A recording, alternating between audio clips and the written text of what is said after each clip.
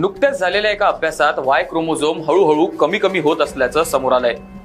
Y chromosome लुप्त होण्याचा धोका असून ही घट मानवी पुनरुत्पादनाच्या भविष्याविषयी प्रश्न निर्माण करते, अशी चिंता नवीन संशोधनात व्यक्त करण्यात आली आहे. वाय क्रोमोझोम लुप्त होणार, मग पृथ्वीवर फक्त मुलींचाच जन्म होणार का? पृथ्वीवरून खरंच पुरुष कायमचे नष्ट होणार का? या सगळ्या प्रश्नांची उत्तर आजच्या स्पेशल रिपोर्ट मधून तुम्हाला कदाचित सापडतील. नमस्कार, मी धवल, देशोन्नतीमध्ये आपलं स्वागत.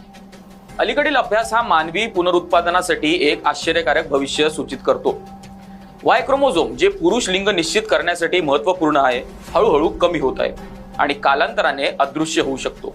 याचा परिणाम अशा जगात होऊ शकतो जिथे फक्त मुलीच जन्माला येतात. स्त्रीच्या गर्भाशयात वाढणाऱ्या गर्भाचे लिंग म्हणजेच तो मुलगा असेल की मुलगी हे त्याच्या पालकांच्या क्रोमोझोमवर अवलंबून असते. स्त्रीच्या शरीरात 2 X क्रोमोझोम असतात आणि पुरुषाच्या शरीरात 1 X आणि 1 Y क्रोमोझोम असतात.